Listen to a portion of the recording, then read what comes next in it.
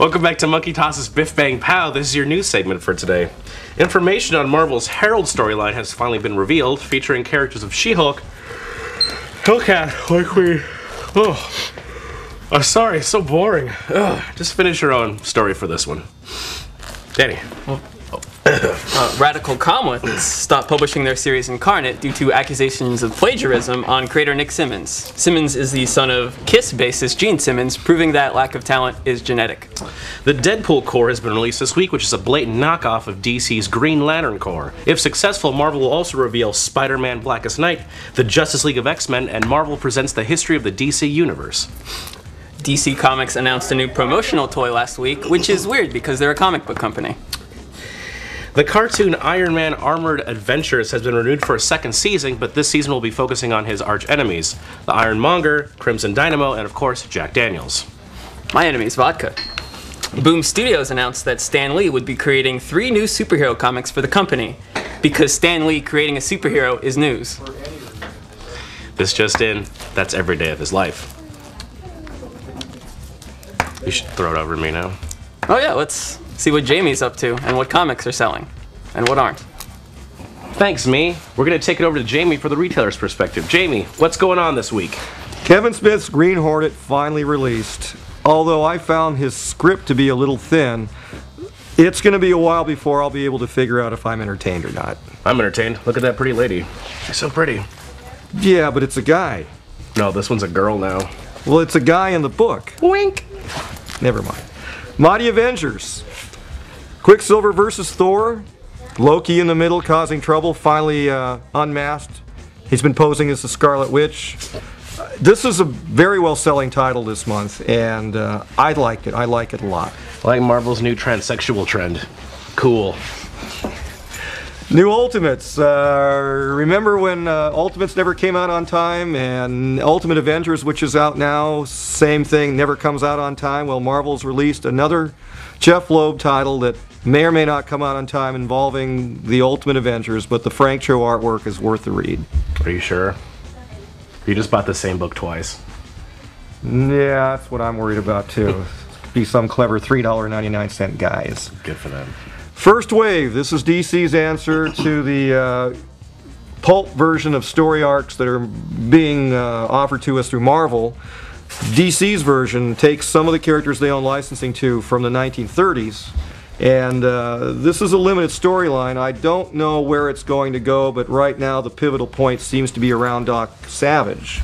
It's awesome. Yeah, this has got legs. I fully expect this to go the distance and entertain everybody. The end of Justice League Cry for Justice. DC is now officially trying to match Marvel for extreme body counts. 9 million people die in this storyline. In other words, it's okay to continue writing stories about multi-million story serial killers, but they still don't get pictured sitting around their apartments doing lines or pills off the coffee table. Go figure. Keep hope alive, man. Maybe one day.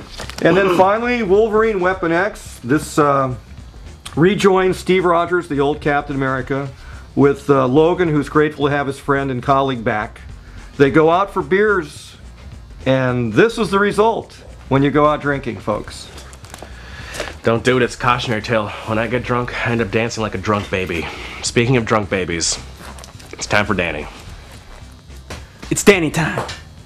So, the 1980s, weren't they a great time? Some of us were babies. Some of us were drunken babies. DC Comics was publishing great comics like Watchmen, Dark Knight Returns, and people like Crisis on Infinite Earths. It's okay, I guess, but it's important, which doesn't mean good, but whatever. But what was Marvel up to? Well, I'm going to tell you. They did Star Wars comics. I haven't read any of them, but they have really sweet covers, so they have that going for them. There was only one Wolverine comic, and it had just started. 1988 at that, so, you know, the Wolverine thing's a bit recent. Storm from the X-Men had a mohawk. It's pretty awesome. Fun fact, did you know Spider-Man was black? Yep. Comics have changed a lot since the 80s, but one thing's remained constant.